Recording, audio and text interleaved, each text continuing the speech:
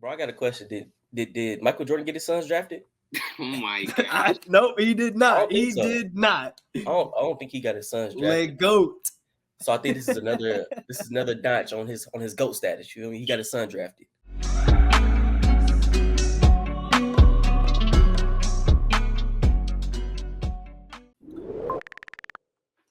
Oh my god. Okay, turn. I know, notifications off? Come Mr. on. Bitches. It's like, are we recording? No. Nah, stop it. You sorry. you trying to hide from the fact that you Mr. Bitches now? No, that was my mom. Okay, cool. My fault, mom. Yeah. So, anyway, welcome to the Are We Recording podcast. I am your host, 007 Gage Sutton, here with the young Rottweiler, Ethan Hamilton. Bark. Hey, I like it.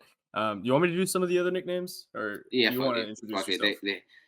They got shit twisted. What is it, the braids? Yeah, run it. Hey, I like it. I like the energy we're coming with. And honestly, let's get right into it, man, because we got a packed show coming for y'all. If you want to stick around for the timestamps, we're going to talk about music at the very beginning of this episode, and then we're going to bring our friend Jaysen on to talk about sports later. But more specifically, we're going to start the show talking about the Ken and Friends concert, the concert of which seems like the year. And then later on in the show, we're gonna get kind of deep into the NBA draft with the news of Bronny going to the Lakers. So stay tuned. We got a dope show for y'all. Let's jump right into it. Gage, Ken and Friends. And man, if there's ever a time I wanted it to be from LA, it was during this show, man. Like every LA artist came out, big name to small name. Like you had what's it called? You had Blast, you had Dom Kennedy, you had Tyler the Creator, you had Steve Lacy, you had Tommy the Clown. You had so many artists come out. They really popped out if you really think about it.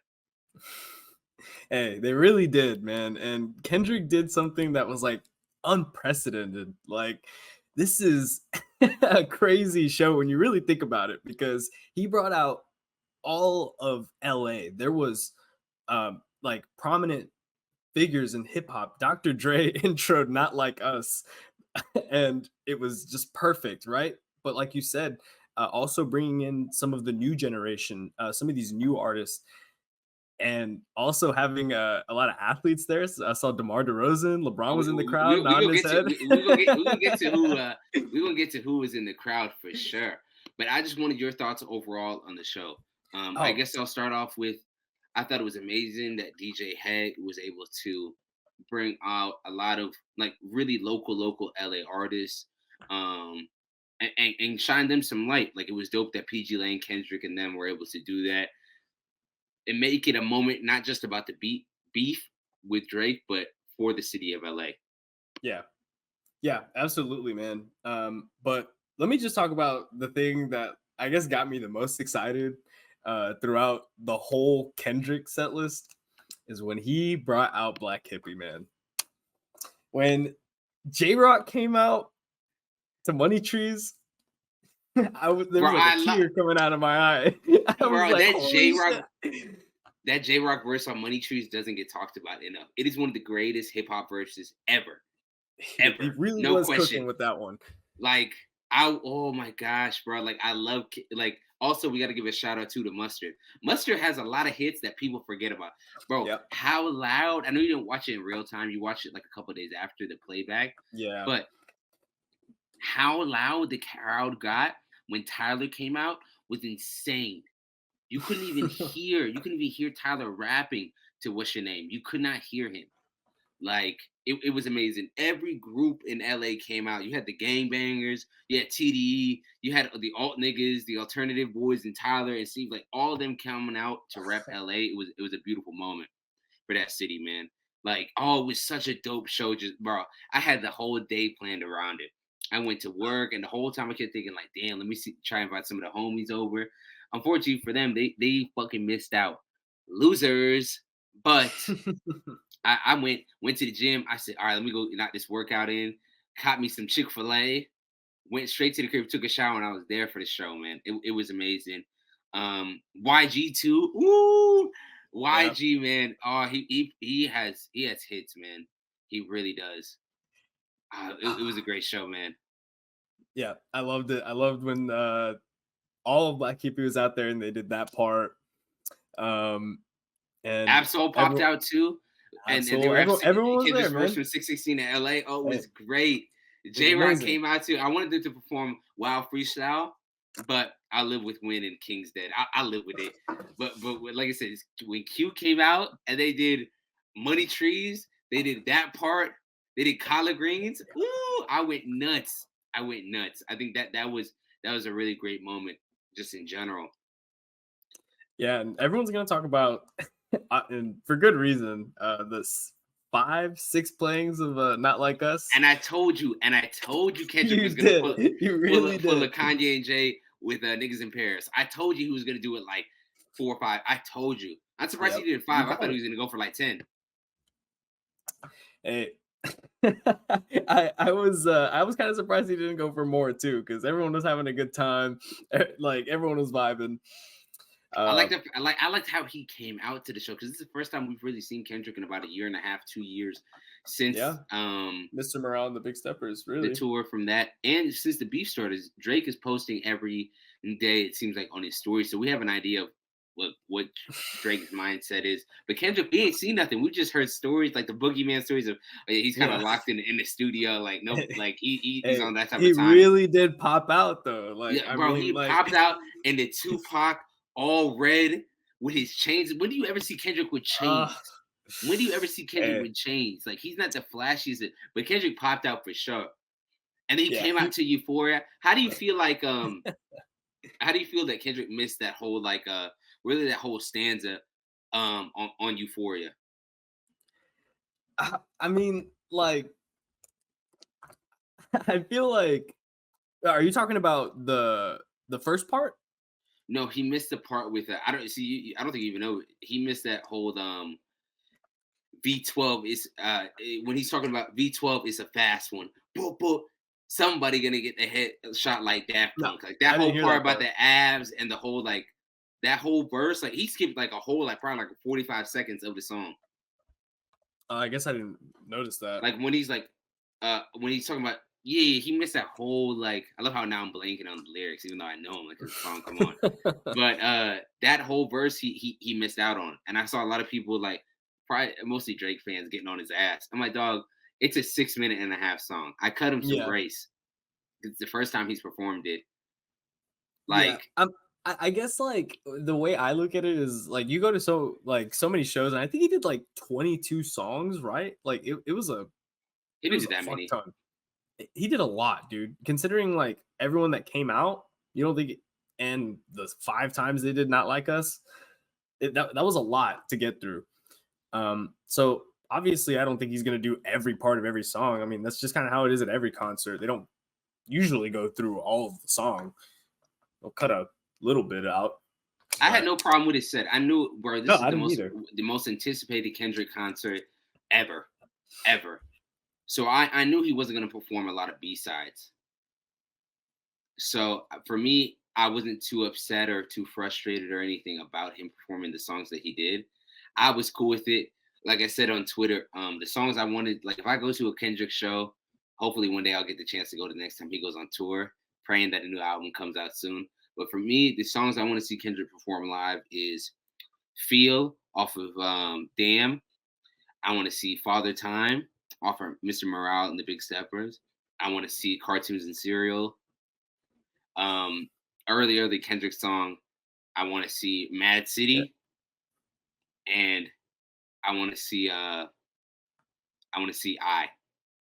Those are the Kendrick songs, some of my favorite Kendrick songs that I hope one day I get the chance to see them. And I knew he wasn't playing any of those. I knew maybe we would have got we got Mad City. I knew we was gonna get, but the rest I was praying. But it also wasn't the time. You know what I'm saying? To really for Kendrick to get in his introspective bag like that. Yeah. And I know he's the best, one of the best ever in that introspective mode. It just wasn't the moment for it. Yeah. And I'm okay with it. I'm not mad. Again, Swimming Pools isn't one of my favorite Kendrick songs. I knew he was performed it. I'm over hearing DNA and Humble, but I get why he did it. Like, Yeah. it's not a coincidence he was playing these songs at the show, especially with some of Yeah. these songs being confirmed as. I think a lot of these songs confirming that they were Drake had Drake subs. Like I was seeing on the timeline, a lot of people didn't know that King Kunta, the line about the Ghostwriters, that was about Drake Yeah. because that song came out before Meek Mill exposed it on About a Twitter that Drake had Ghostwriters, about a even though he rapper didn't with a have one. ghostwriter. What What the the fuck fuck happened? That's about Drake.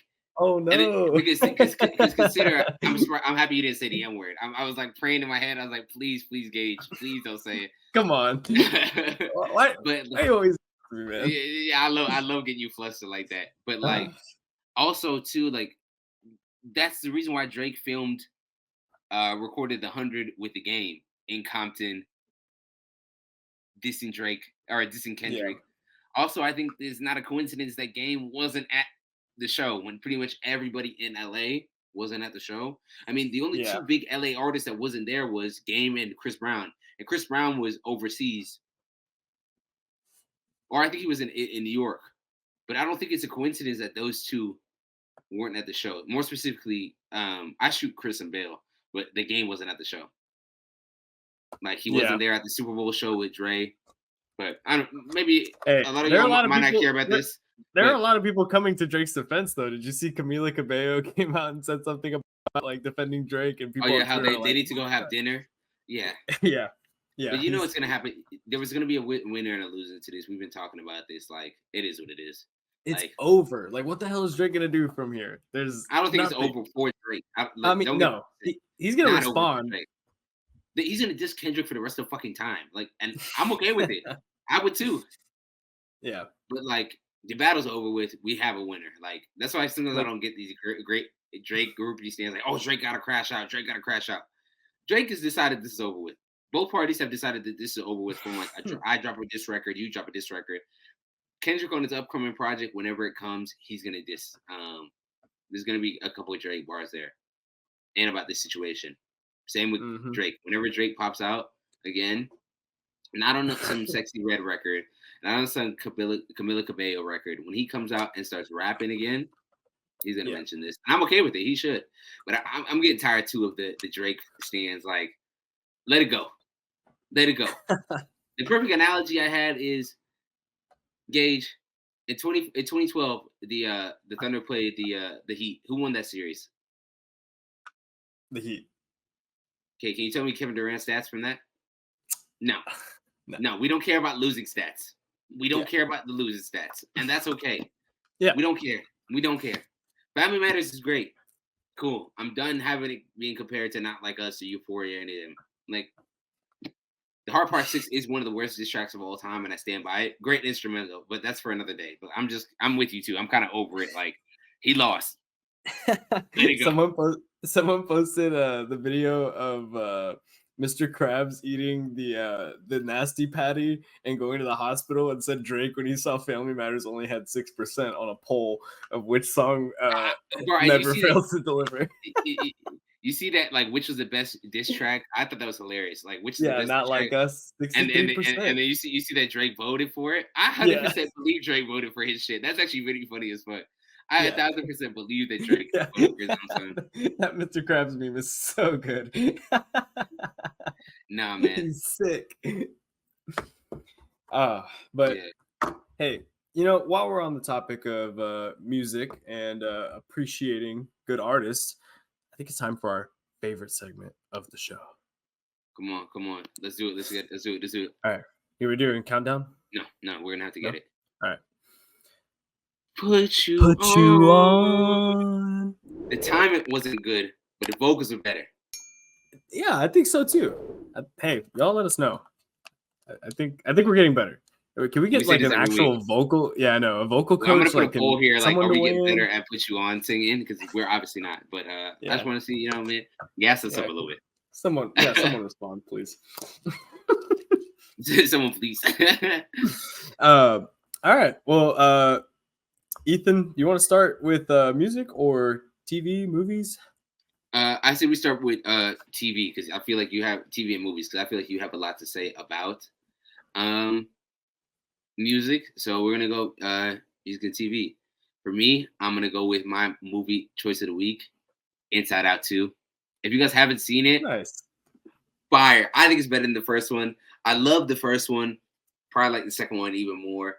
Like having those new emotions and anxiety and ennui and envy and embarrassment, having that all added into the emotions that they have now is amazing. Even seeing the character of Riley, like now that we're past our teenage years, we're adults, young adults, seeing that is really dope. I really hope.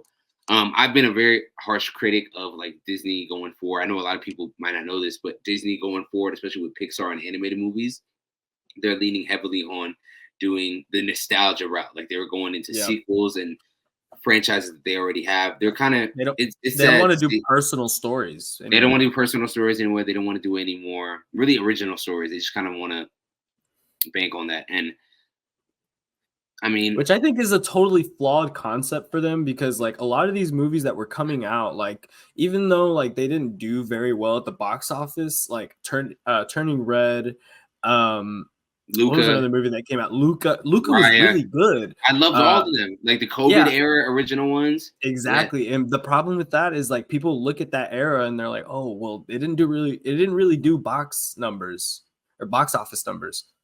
Well, it's because they were all coming out on Disney Plus. Like no one has a reason to go to the theater and watch these movies anymore because they can wait. So Inside Out 2 is doing numbers though. Inside Out yeah, 2 it is doing numbers. And this is one thing I do question about it though, because I don't know if you like saw all of the controversy around it too. Bill Hader and Mindy Kaling were in the first movie and were not included for the second movie. I don't know if you caught that. No, I didn't. Oh, now that you say it, it makes sense. It makes sense. I didn't even notice it. The movie was great though. I wonder if we're gonna get an Inside Out 3 based off this success. Probably, but Inside Out 2. Disney's gonna keep milking these cows. As long as they keep making them money, they're gonna keep milking these cows. Don't worry about it. And Amy Poehler, hey, shout out Amy Poehler too. I think making bread. They're making bread off this. But Inside Out 2 is my choice. What you got? Man, I got an older movie that I never, I guess, got around to in 2007. It came out.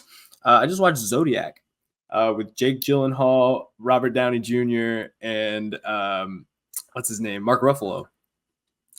And great movie movie choice. Long if you haven't seen it, it's not that bad. I thought it was gonna be, I guess, a little shorter, but if you don't know what the movie's about, it's about the Zodiac killer and killings in San Francisco, California. And it basically just goes around the case, and an unsolved case to this day, basically. It's a really good movie. The acting is awesome. I think it stays really true to like the story and everything, because it's based on a novel too. Mm-hmm. And I gotta shout out the director. Dylan. Also, another movie coming out soon. No, it's another movie that's coming out too that's giving me similar vibes. Is Long Legs. Like it's very horror. So when that movie comes out, I'm definitely gonna see it. And the chat already knows how I feel about horror movies. I can't do it. Thrillers I could do, depending. But that whole Antichrist stuff and whole like paranormal activity shit, like I can't do that. I can't do that. Actually, but okay, so it was David Fincher for Zodiac. So shout out David Fincher for that movie. I want to see. This is a movie me and Dylan are thinking about seeing this week. Have you seen the trailers for Kinds of Kindness? Yeah, I've seen the trailers with yeah, it's got a pretty crazy like cast. It's Willem Dafoe, Jesse Plemons. They got Emma Stone, Joe Alwyn, Hunter Schafer. Let me know if it's good, because it's on. And I would say it's on my list, but it's one of those things like if I hear good things, I'm gonna go check it out. The trailer looked really interesting to me. Like what caught my eye was the cast. I saw these people, Jesse Plemons and Willem Dafoe, and I'm like, damn, they're really good actors. What are they doing in this movie with Emma Stone too? Dylan says that this director is very crazy. So if y'all have anything to say about, I don't know who the director of this movie, how to say his name. Apparently it's Yorgos Lanthimos. Okay. Yeah. Well, after you watch it next week, come and tell us what you think about it, if you end up watching it. But for I think we should move on to music. For music, it's going to definitely have to be. I'm gonna go with this guy called Odell. Odell is an Afrobeats artist. He's giving me very like nighttime Brent party vibes, but Afrobeats. He got this song that came out last year that I got put onto called "Be Easy," featuring Brazy. So let me know what you guys think. If you guys have heard this song before, but like I said, Afrobeats, Brent, party, not as much party, closer to Brent, but that kind of nighttime vibes. Great summer track. If you're fucking with Afrobeats and R&B, it's a very good track. All right, "Be Easy" by Odile. All right, I'm gonna check it out. I guess mine is gonna go. I'm gonna go with "God Said No" by Omar Apollo. His album he just dropped. I fuck with it. It's definitely on some sad boy vibes, but it reminds me a lot of Frank Ocean, like very Frank Ocean. Just vibes throughout. Chat, who's gonna tell him? What? You know, Omar Apollo dated Frank Ocean. Yeah, I know. Oh, okay, I was gonna say I have my own theory. I think Omar Apollo is cool, but I don't think it's a coincidence that he sounds hella like Frank Ocean. I know. I mean, Okay. I don't know. I think it's. I'm glad we're on the same wave. I think Omar Apollo is chill, but like. Yeah. The thing is, I can imagine Frank singing it, but like I'm okay with Omar Apollo singing it too because I think he has a really beautiful voice and a unique take on it too. Because that's one thing. Unique. That's the word you describe. Yeah, because like I've heard Frank sing in Spanish too, but Omar Apollo, he's done it before. You're such a sucker for niggas singing in Spanish. I don't know. I can't. I just like it. I don't know. Can't lie to you. But it's a cool album. I fuck with it. Omar Apollo, he's got cool music in general, so go check it out. Side note, while we're wrapping up music, do you have any expectations? We'll probably talk about it later when it comes up, but ASAP Rocky is finally releasing Don't Be Dumb that we thought was going to come out last year, and I guess he's still been working on it and he's ready to pop out with it. I think it comes to end of August 28th, something like that. Mm-hmm. So it's the first time we've heard ASAP in a really, really long time. Before we knew he was with Rihanna, he's had 2 kids now. It seems that his passion has left music, but he's releasing an album, which I'm happy for. I wouldn't say a big ASAP fan, but I'm a fan of ASAP Rocky's music. And I'm wondering if he still, has passion for it. I guess we're going to find out. Hey, I'm in the same boat with you. I'm not like the biggest ASAP Rocky fan, but again, Long Live ASAP is one of my favorite albums in hip hop. So I think that he can come out with something intriguing and talk about all of the stuff that he's been through. Definitely could throw some shots at Drake too. But a couple other guys who are going to make their return to hip hop. Chance the Rapper coming soon. He just dropped a single. We're still waiting on the album. But another guy, Donald Glover. We got Childish Gambino returning. He's coming at the end of the year. What is it called? Like Bando World? I think next week or something like that. Yeah, I think it might be. I think they said July 6th. I could be wrong though. Yeah. But hey, we'll talk more about Chance and all these guys whenever it starts coming up because this has really been an amazing music year. Hey, yeah, and real quick, just a side topic. I want to see if you heard about this on Twitter. Have you seen all of the Justin Timberlake stuff? Bro, Justin Timberlake's going out so sad. Yeah, it's hard. It's hard to see him go down like this because he has this coming after what he did to Janet and Brittany. We stand with Janet and Brittany. Yeah, he does have some bangers though, Yeah. Whatever. But hey, doesn't stop him from driving drunk, I guess. Yeah, off cocaine or whatever else he was. Or whatever else he was on. Yeah, actually, yeah. But hey, appreciate y'all staying tuned with the Put You On segment of recording. Make sure to like and subscribe. Now we're gonna introduce our special guest. He's not really special anymore. He's just a fucking guest. That's what he is. He's just a guest onto the show. Basketball analyst. Don't put analyst next to his name. Oh my gosh, don't put analyst next to his name. To now kick off the sports segment of Are We Recording, we've got our good friend Jaysen Collins joining the show. You feel me? Jay Breezy in the building, man. Your name is Jaysen, not Jay Breezy. None of this, not Breezy sauce. Hey, you get all the nicknames, Ethan. But Jaysen doesn't get a nickname. Let That's him exactly have how it, it man. works. That's exactly how it works. Jake, breeze it. Hey, well, Jaysen, I introduced you as a basketball analyst. Ethan didn't want to give you that title. Not at all. Not at all. He a hater, dog. Jaysen, we brought you to the show today, man, to talk some NBA hoops. We got the draft happening. We've got a lot going on. And usually the talk of the draft would be about the number one pick. Last year it was about Victor Wembanyama, rightfully so. I'm sure we'll get to the Spurs at some point throughout this conversation. But Jaysen, I want to start it with the king and his son, the prince, Bronny James, being drafted in the second round by the Los Angeles Lakers, now being led by JJ Redick. How are you feeling about this, man? Bro, I got a question. Did Michael Jordan get his sons drafted? Oh my god! No, he did not. He did not. I don't think he got his sons drafted. Leg goat. So I think this is another notch on his GOAT status. You know what I mean? He got his son drafted. Hey Jaysen, when Bronny got drafted, did it feel like you got drafted? Nah, it didn't. But That's how I bet all Brown fans when Bronny got drafted, I bet they walked up to the TV with the jersey. That's live, bro. Like hey, you gotta think, bro. That's the first father-son duo. That's live. You feel me? Literally. And like, I know people gonna say he just got drafted because of his dad. He's gonna be damn good in 2-3 years. Like, but do you believe that? No, okay, hold on. Ethan, realistically, Ethan, no. Hold on. Seriously. Realistically, though, let's think about 2-3 years. 2-3 years for sure. Let's talk about Dwayne Wade's son too, because Dwayne Wade's son, he easily could have been a part of the same problem. He did not turn out that good. I think Bronny showed a lot in college. Huh? You know where Dwayne Wade's son playing? Oh yeah, Nihao, right? In the goddamn G League.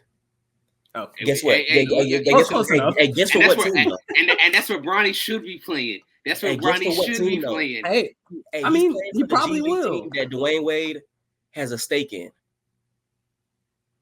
He's a part owner. Yeah, that ain't the same, and you know it. It's kind of the same. I mean, the thing is, it's like, who said it? It was Woj. She was like, we see it everywhere in the league. It's not like. Look at the Cowboys front office. And look at the Cowboys are right now. Dude, look at the Cowboys running back. Oh yeah, that's true. Yeah. Honestly, that's fair. You're proving my point. Here, I'll be the one realist in the room, as our Lord and Savior Travis LaFawn would say. Oh no. I think it's for on a surface level. I do think it's dope that LeBron and Bronny are gonna get to play together, especially with everything that happened with Bronny, with his health condition this past year at USC. Like, that's such a dope moment to see. I already know that first Bronny lob to Bron is going to go triple platinum on IG and Twitter. Oh, my God. That might be the most liked IG picture of all fucking time. I'm like mentally now. I know how this is going to go. Bronny's going to come out to G League. It's going to be more – it might be more packed at G League for Bronny than it was for Lonzo and Zion. And that I remember Lonzo and Zion, we, like, blocked out schedules to watch them too. Like, I remember it vividly. Bronny, even Wemby last year too. Nah, Wemby wasn't like them too. It's because it's Bronny though. Like, you feel me? That's what I'm saying. Yeah, that's what I'm saying. Like, and he played for the Lakers. I don't. Yeah, that's fair. Like I said, I know how this roadmap is gonna go. All right, so this is what happens. Summer League is gonna come. He's gonna do okay. It's gonna be more packed than usual. A couple games he's gonna average 15, 18. Bron's gonna be with Savannah and the rest of the family on the sidelines. It's gonna be a vibe. The season gonna start. He's not really gonna play too much. He'll get minutes here and there. Finish the season averaging like 3-4 points a game. Then it'll be a stretch where somebody gonna get hurt. He gonna start because JJ Redick, Bron's gonna call in that favor. You can use that boss call. He already used one of them to get JJ that job. He's gonna use that other boss call to get Bronny submitted. Hey, hold on, can we talk about the press conference real quick? When someone asked JJ Redick, they were like, "Did you talk to LeBron throughout this whole process?" He lied his ass off. He went, no, me and LeBron didn't talk about it, and someone audibly went, "Ah!" in the crowd, like, "Oh, brother." He's lying, dog. Like, you lying. But that's how I feel about the bro. Like I tell you, boy, that's how I feel watching this. I'm like, I have no problem with JJ Redick as like it makes sense. Like, they're going for the Spoelstra, like Steve Kerr hire. They're going for like not a legacy hire, but they're going for like go big or go home. They want that long-term solution, right? why you want the long-term solution when Bron is going to retire in a year. Now that we know it's probably going to be a year, 2 years, I can't tell you. But I think JJ gonna be a good coach, but I just don't think he should be starting out for the Lakers. That's not a good starting are we point. on? for We a all rookie we head all in coach. agreement. We all in agreement he got this job because Bron made a boss call. Are we all in agreement? I think so. Okay, cool. So, As much as they say he didn't, I think so. Like I think he did. Like I'm glad like we could just be honest about Bron. Bron made the boss call and he got JJ in. So JJ said, Bronny's coming in. I knew it that morning when Bob Myers was like, oh, Rich Paul sent everybody not to draft him. The Lakers made they told him if he's there at 55, 56. I mean that was the plan though from the beginning of the draft process. That was always a plan to draft him at 55. So I was gonna ask you guys though, do you guys think the Dan Hurley reports were just a smokescreen, or do you think they were actually interested in him? I think they wanted him for real. I don't think Hurley was really interested like that. I think he wanted more money from UConn. Okay, so it wasn't a smokescreen. You guys think that like LA actually was like, I think they did want like we hear the JJ Redick stuff and like he's still our top candidate, but we really should consider Dan Hurley. I don't think that's Let's give him an offer. I don't think it was that. I think they need to get the smoke off of JJ for a little bit. And Hurley said they heard rumors that Hurley maybe wants to move to the NBA. Hurley's never going to the West Coast. But like for those who know about the Hurley family and Dan Hurley, there's only one job that Dan Hurley's going to take when he eventually leaves. He's going to replace Tom Thibodeau as the coach of the Knicks. When it's all said and done, that New York job, for those who don't know, Dan Hurley's pops, staple in East Coast hoops, specifically in New York and New Jersey. His brother was like that. That's an East Coast family. Yeah. And like we know with these East Coasters, they're not going to the West, especially for the Lakers. They're not going to the Lakers. Yeah. My whole thing with that. Go ahead, Gage. Oh, sorry. I was just gonna say, like, I don't think he's a coach that like is more worried about the money. Like he wants to go in a situation where he can build the culture, bring in guys that he wants. And that just isn't a situation that he was going to with the Lakers. Like you've already got LeBron, you're stuck with AD. Like there's not really a lot that you can do with that roster. And that's kind of how I feel about this JJ Redick hire, where I have faith in him just because he's such a great basketball mind. Like he's an East Coast I think guy. he can. Yeah, and shout out to Dan Hurley. I think he will be a great NBA coach, just not with the Lakers. Now to JJ Redick, again, I think he can handle this. I think he could be an okay coach, but I also think the same thing with him that I thought with Dan Hurley, that JJ would be better fit with a young team. Could you imagine him coaching like an Orlando? Yeah, that would be a lot of fun because Orlando really has a young coach in Mosley. I mean, but I'm just saying hypothetically, just a younger team, something that he can mold and like build a little bit. It should have been Sam Cassell. Like I don't get putting JJ in this position this early in his career. Like that's not a job he's supposed to get, dog. Sam Cassell. Bron made the boss call. We know that though. Like, shout out to their first round draft pick though.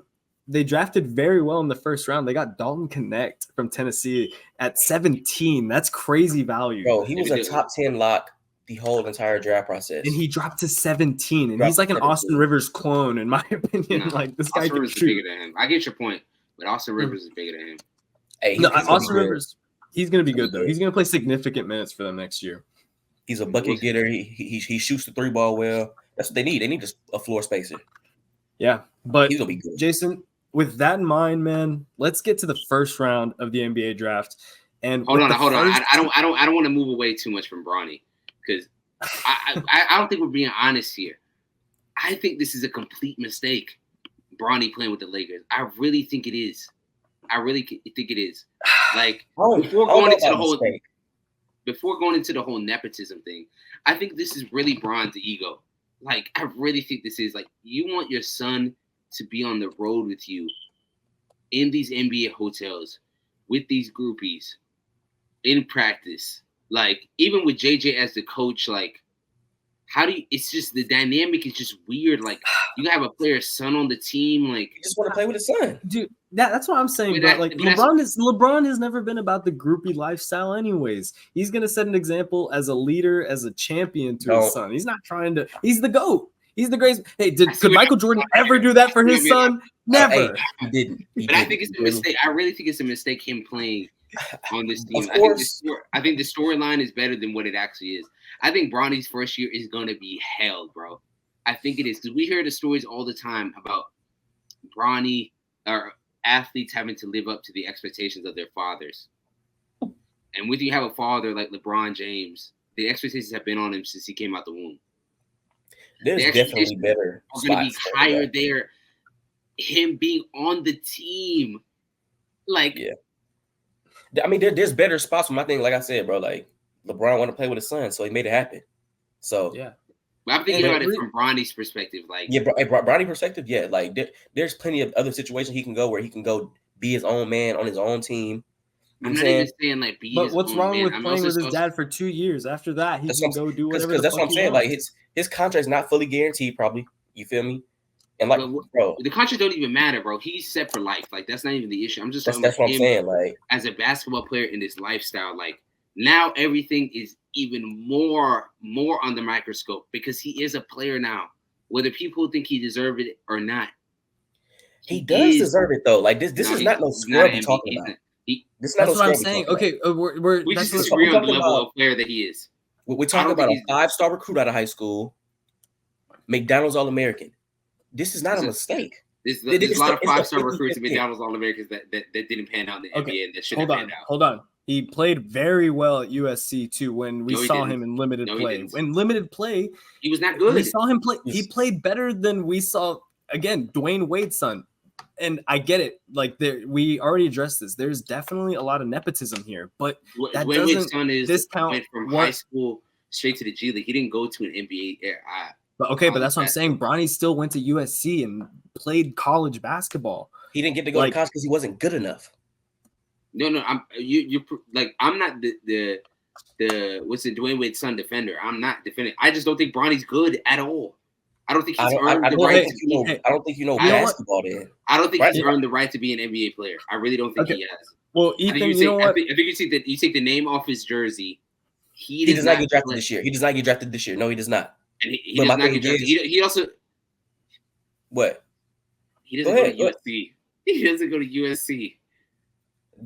Ethan, I don't think you realize he's good at basketball. I guess we'll see. I guess we're gonna get the answer to this. We will, and that's the fun thing. Hey, that's the fun thing about sports and the draft in general is that we get to see how these guys' careers progress. I think Bronny has an opportunity to be a good player. We're gonna see what happens because the Lakers are a circus, and I just want to let the kid play, let him prove himself, and we'll see. We're not gonna see it until 2-3 years, man.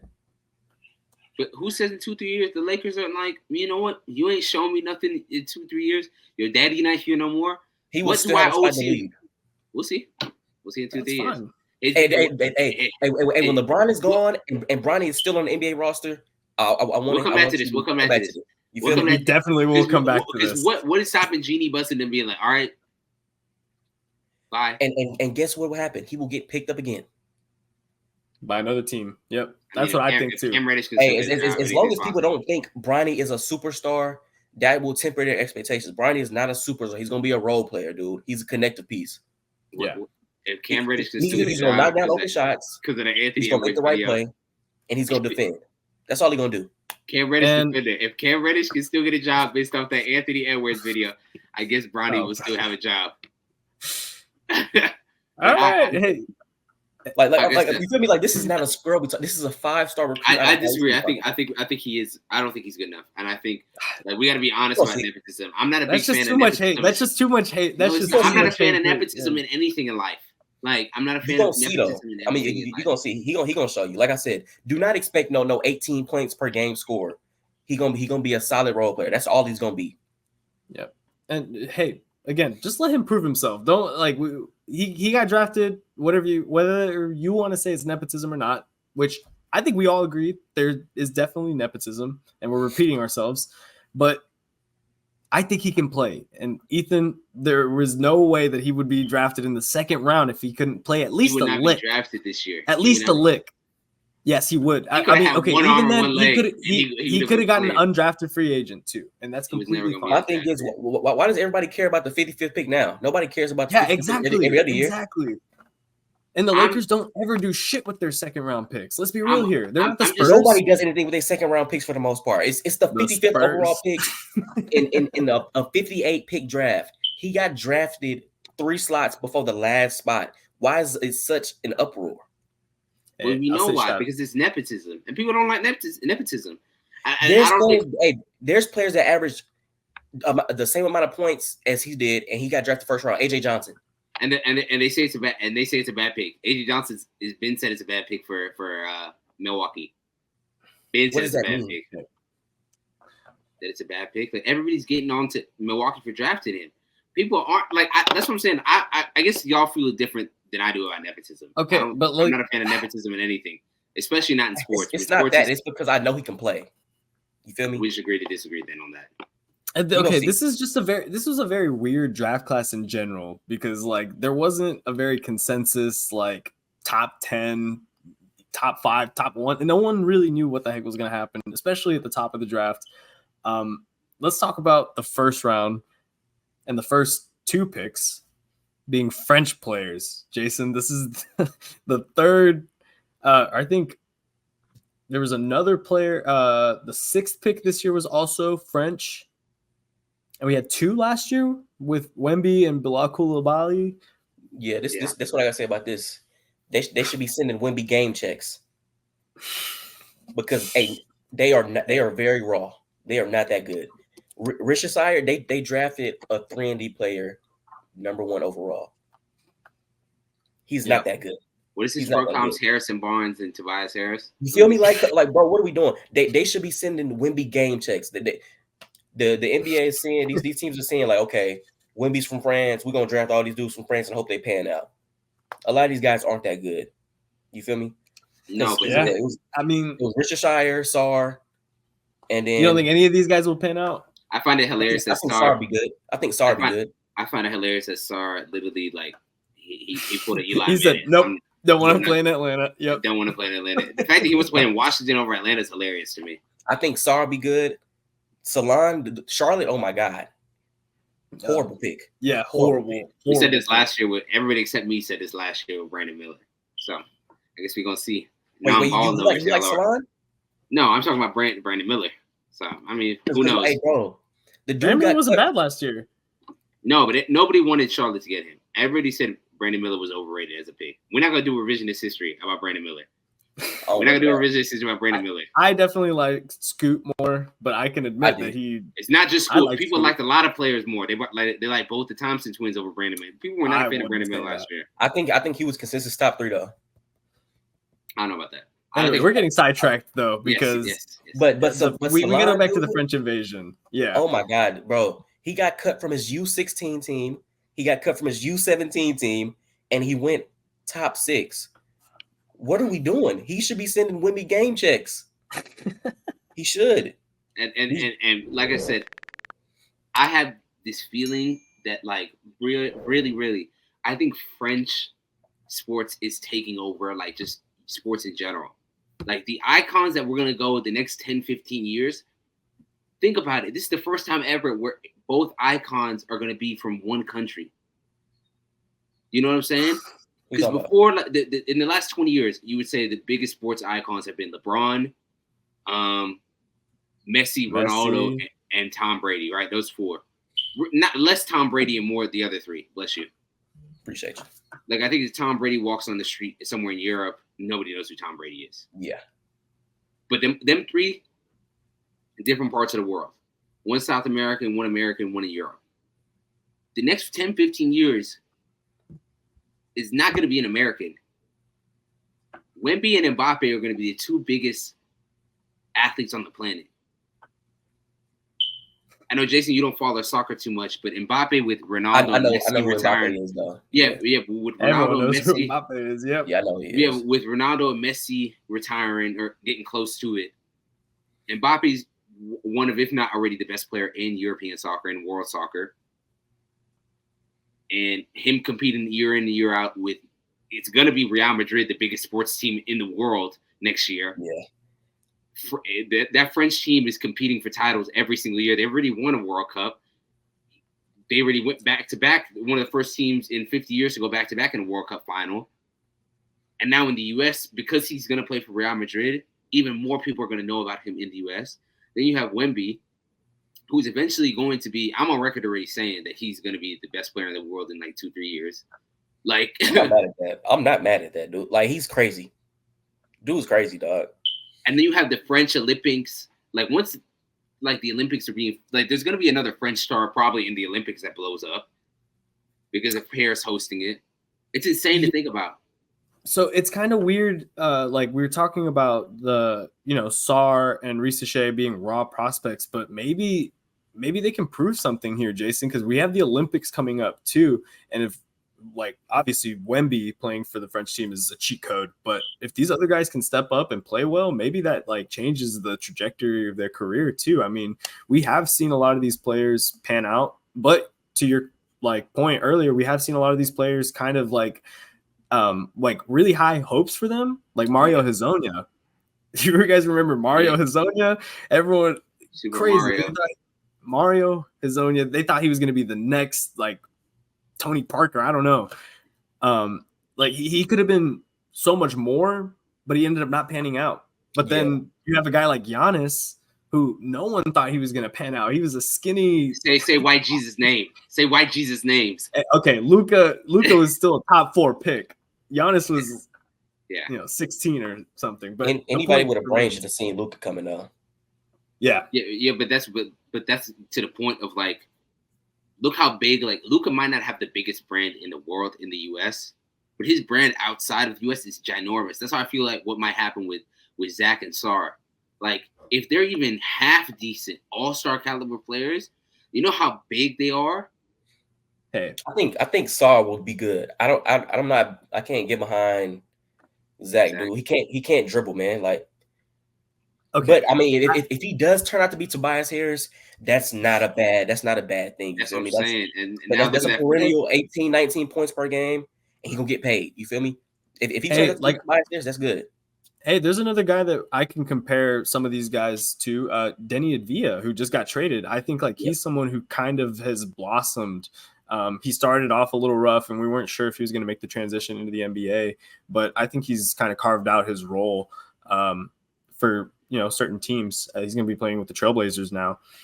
Do you guys think there's a path or there's an athlete combination that could maybe stop France from being the focal point of just global sports?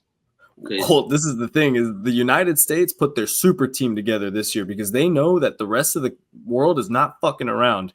And this is the thing. My message to the United States for the Olympics and for everything, because I don't know if you guys saw this, the American football under-20 football team, I saw that, lost to Japan by 20 plus points.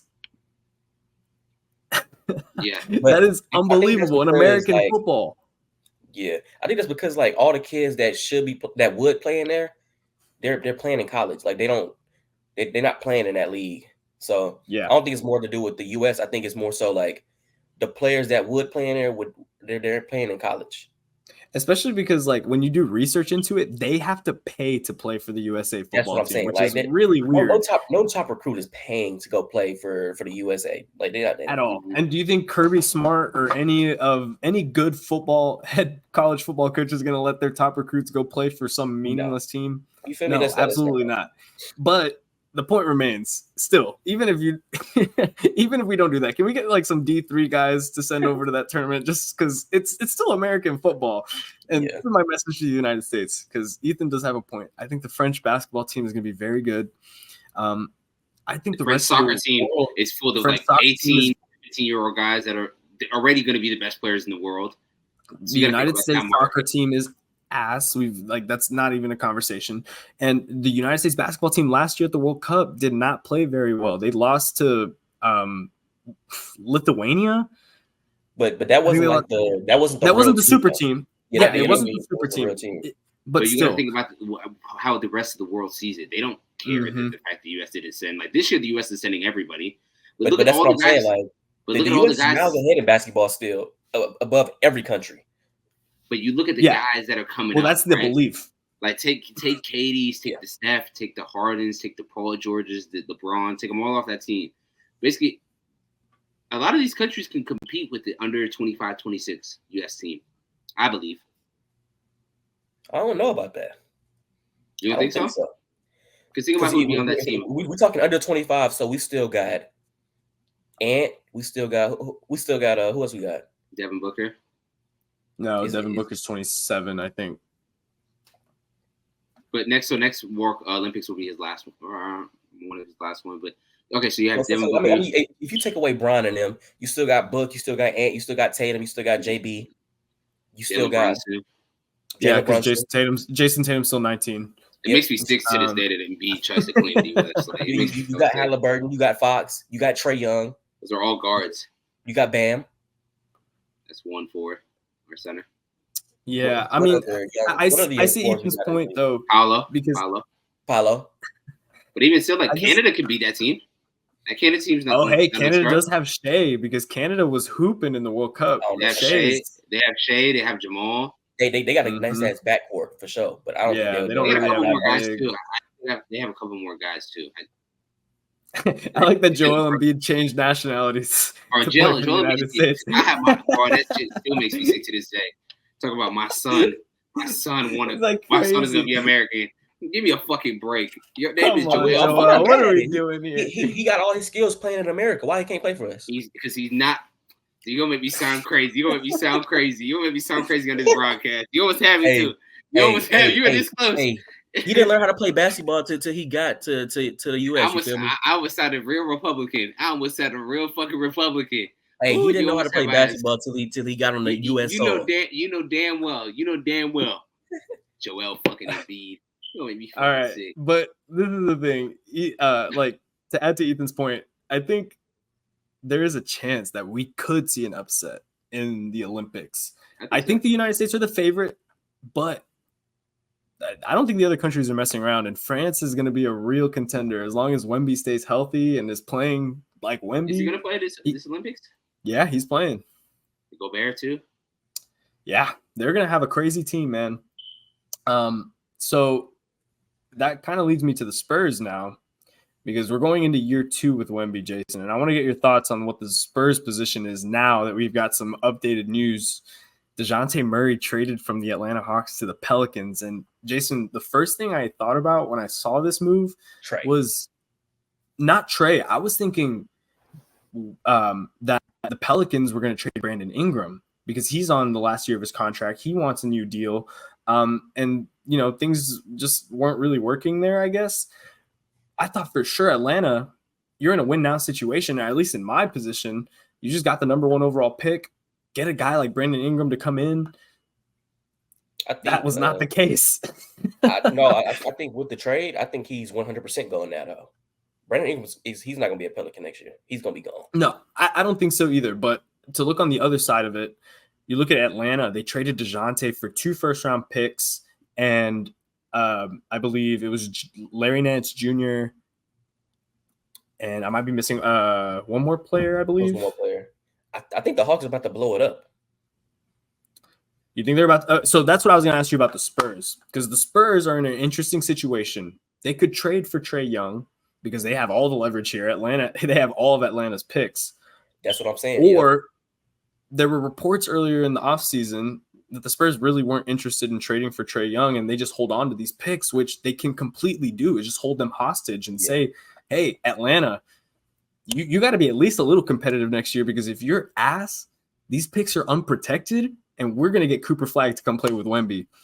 So yeah, bro, I think they should blow it up. I'm not gonna lie to you. I think they should get their picks back from y'all and blow it up with Trae, because that team's not doing anything, dude. Like at all. Have y'all seen like the? I seen it on Twitter, but they're like the literal definition of mid. Like I think their record was like 500 and 500 and something, like the same exact record. Like they won as many games as they lost. They're the definition of mid. Just blow that shit up. They're in an interesting situation. A lot of teams are like that too. We don't know what Cleveland's going to do with Donovan Mitchell, even though he's probably going to resign, it seems like. We don't know what Miami's going to do if they get rid of Jimmy. Who they're going to bring to build around Bam. Yeah. Jimmy's in an interesting position. Honestly, I think Milwaukee's in an interesting position because Dame is 33 next year.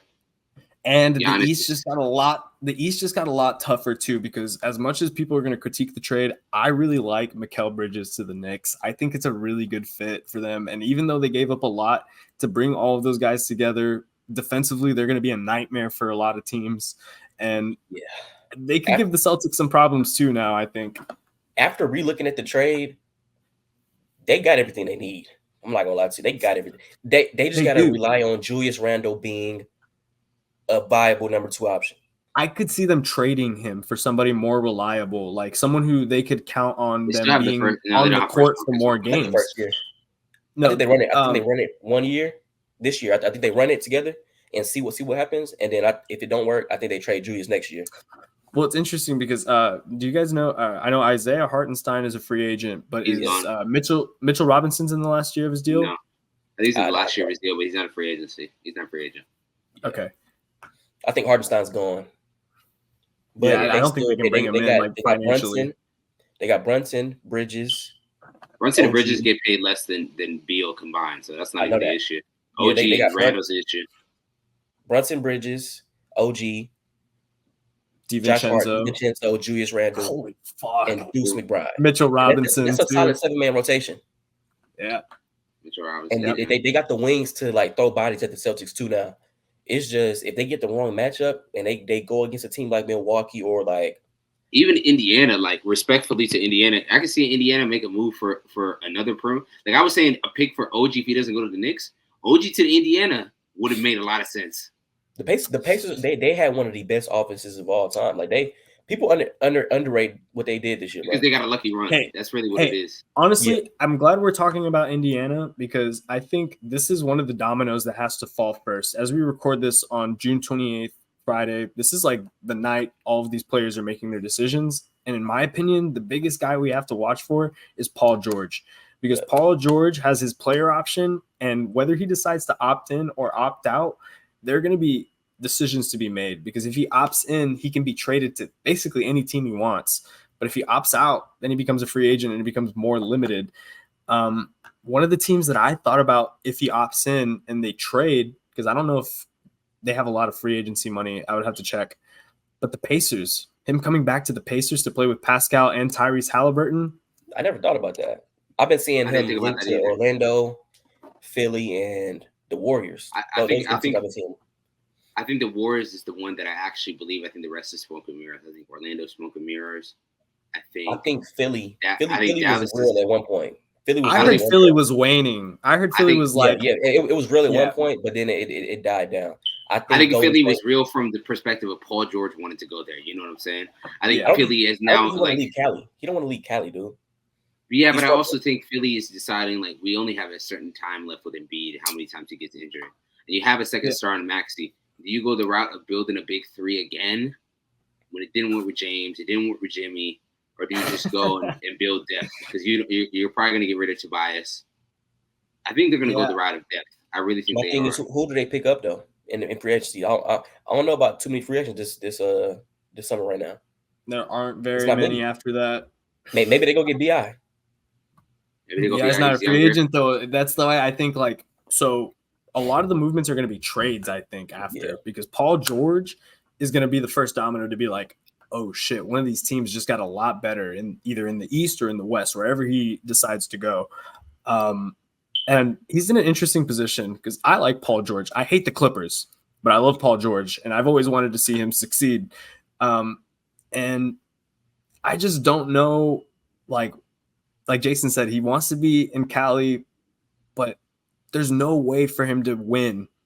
He's playing in hard LA with Kawhi. There's just no way. I know he wants his money, but why does he want to play in LA with Kawhi when he can't even count on that? Like they haven't been able to get into the playoffs healthy for a single he had the back end of his career. It's about the money now. Like he had the back end of his career. Like the rumors for Orlando. Say what? No, I said the rumor. Like I'm with you. The money. Like I think a lot of the rumors for him going to a team like Orlando, he's not going to Orlando. Even to Dallas, I heard that going somewhere. He's not coming to Dallas. Like I wouldn't dislike him. Like he wants a 4-year deal, but Clippers are only offering 3 because they're keeping him on the same timeline with Kawhi. I'm not giving you the max, and we didn't give Kawhi the max. You feel me? That's what the Clippers are playing with, and like the timeline is together. Like him and Kawhi are tied together. Like I'm not giving you a 4-year deal when Kawhi's on a 3-year deal. Like y'all are a package deal. So whatever happens with him is and Kawhi's done after this 3-year deal. That's what I'm saying. There is one more polarizing free agent I want to cover. I want to talk about this one too. I want to talk about this one too. I want to talk about Klay Thompson. We talk about the same one. Yeah, we're talking about Klay Thompson. Okay, because Klay Thompson is a free agent, and right now it sounds like him and the Golden State Warriors are at odds about the length of his contract. I think is the dispute. I think Klay wants like a 4-year deal or a 3-year deal, but they don't want to do that obviously because it's Klay Thompson, guys. We know we used to love him. We know what he did. Ooh. Right? He's not that same player anymore. He's still useful, I think, like in spurts, but he's just not the same top 30 guy that we saw when they were winning championships. And that's okay. He can still be a valuable role player, and I think he needs to like understand that and just stick with the Warriors. I think it's I don't know. I think it's one of two things. Swallow his pride. If I think that's one option. If he really wants to retire with Golden State, he's gonna have to swallow his pride and go back to being on the bench with them. That's my advice to him, bro. That's my advice. I don't know because it depends what he wants. He made a lot of money. He won a lot of championships. That's what I'm saying. He really has the money. He has the rings. He can always get more money. Golden State's not going to win another ring, I don't think. Yeah, what does he want to do now? Does he want to go live on his own or what? Because it's rumored that Golden State's thinking about making a package deal for Paul George. I think that's interesting. Put a Paul George or Steph. That would be good. Like, Klay just got to accept what he can get, dog. But then you look at some of the teams that are interested in Klay. Orlando with Klay, not a terrible idea. I don't know what Klay we're going to get on that team. A team that I've heard, maybe it's because it's one of my teams, him on Dallas. I'm not mad at that. At the right price, shot checker gene, though. Like, can somebody hone him in? Like, all right, Klay, you're not Klay from 6 years ago, dog. Like, you got to accept the role. We just got rid of one shot checker and Tim Hardaway. But that's what I'm saying. Can Klay hone in on a role and realize I'm not Klay Thompson from 6 years ago? But that's what it depends. Like, does he want to stay in Golden State, or he's like, man, this is towards the end of my career. I want to do something. I have everything. I'm gonna go in the Hall of Fame. I'm a 9-figure player. I have the rings. That was not a terrible option because I think what's his name is going to do numbers. Quentin Grimes is going to do numbers on our team. Like him already being bro. I've already been talking to the homies already. Dallas should sign his extension already because I already know how this is going to turn out. Luka gets people fucking paid. Luka gets, especially 3-and-D guys, he gets 3-and-D guys fucking paid. He got Tim Hardaway paid. He got Maxey paid. He got Jalen Brunson paid. Jalen Brunson's earned it, more than earned it. He's going to get Derrick Jones Jr. paid. He's going to get P.J. Washington paid. He's going to get Quentin Grimes fucking paid. Yeah. Yeah. And I mean, like, I'm not mad at the Klay Thompson fit in Dallas. I just think, like, again, it's at the right price. He just needs to swallow his ego and just say, like, hey, he's just not that same player anymore. You got another thing to play, man. That's the thing. Just realize you're not that guy no more, and he'll be better for a lot of teams. I'm not gonna lie to you. And the Warriors are interesting because they've got another guy. He doesn't have rings, but he's got a long career, Hall of Famer, Chris Paul. They just extended his option a couple days, which to me suggests that they're probably going to try to trade him. How do you guys feel about his fit in San Antonio? As a backup PG? I've heard the rumor starting point guard. Fuck. I don't think starting. I'll say fuck. I mean, who else do we have to start besides I guess Stephon Castle? Do you feel good about Stephon Castle starting point guard? He's more of a 2 guard, but I'm not mad at seeing him at the 1 if it means not seeing Jeremy Sohan. No, please, no more Sohan at the point guard. That's all I'm saying. I'd rather have Chris Paul than Sohan at point guard. I actually think Chris Paul goes to the Clippers. I really think he goes back home to the Clippers. Oh, yuck. That's gross. Because I think the perfect move for this guy and it's his best chance to win a ring, and it should have happened 2 years ago. Russell Westbrook fits on Denver. It should have happened 2 years ago. I know people don't want to say it because Russ isn't in the best of standings right now. Him on Denver works. Jokic is going to get him easy looks. Like a backup point guard. Yeah, Put him he's in the gonna Duncan get spot. yes. But my He thing is, Russ works. don't want to play like that. He wants the ball in his hands. He's gonna get a lot of the ball, and I think in Denver, when Jamal's on the court, he's gonna get a lot of the ball. Yeah, for sure. Yeah. Him on Denver makes sense. A guy that's gonna play defense. He's not locked down. He's gonna be a slasher. He's gonna be in the. He's not gonna shoot fucking threes. He's gonna be in the dark. Like he's going to be. I think he should have been because I don't think he's staying with the Clippers. I think it's already being discussed that he's not gonna sign back with them or not take his option. But him on Denver works. I really think it works. I really, really think it works. I'm not mad at that. Well, I guess we'll find out, and we'll find out soon because free agency is starting, and Woj and Shams are busy at it, and I'm sure we'll have our phones on. Keep up with Are We Recording? Follow us, subscribe for more content to keep up with NBA stuff. Before we go, real quick, last thought. I'll talk about another guy real quick who I also saw another report that De'Aaron Fox didn't want to extend his contract with the Kings because he wants to see what they do.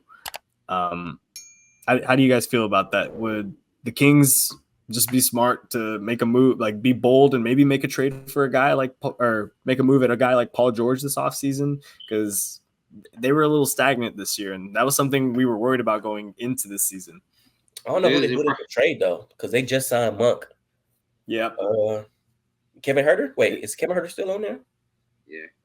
Yeah, I think Mike still Brown on is that really roster. good. They just need to switch it up. They don't got too many pieces though to trade. They had to trade their picks. But did they trade their picks to get Sabonis? No, that was. They just traded Davion Mitchell to Toronto. Yeah. They got Jalen McDaniels. Yeah. They still have Keegan Murray. Like I said, free agency is gonna be fun this year, man. I'm sort of leaning towards Gage when it comes to it being a lot of trades and a lot of the signings. But regardless, I'm excited, man. Is there anything else y'all want to talk about? I think we kind of covered it all, man. We talked about Ken and Friends. We talked about a ton of new music before Jaysen got on. We talked about Bronny and nepotism, his undeserving ass. But is there anything else y'all want to talk about? I think that was it, gangy. And I think that was a great episode, man. We covered a lot. Loving the NBA content. Jaysen, thanks for coming onto the pod again. Really appreciate you taking some time out of your day. I love talking Come talk hoops. Jaysen needs to start a page already. I've been telling his ass. So y'all need to comment below and impress him. Y'all need to talk to him in the comments and impress him, man. I've been telling him. For real. And Jaysen, when you do it, man, you let us know. We're always down for the Are We Recording collab. If we jump in and talk some hoops, man. Yes, sir. It's a lot of fun. Appreciate y'all having me on, man. Best time of year. Well, I guess kind of worst time of year since we don't have football, but we're getting close to the best time of year. We got football, basketball, everything coming back. Drake May, save me. Save me, Drake May. Save me. It's so good being a Chiefs fan. I have faith in Jordan Love. Thank you guys for watching the Are We Recording podcast. My name is Gage Sutton, 007. It's the young Rottweiler, Ethan Hamilton, and Jaysen Collins joining us for the basketball talk. Thank you guys for watching, and we will see y'all next time. Peace.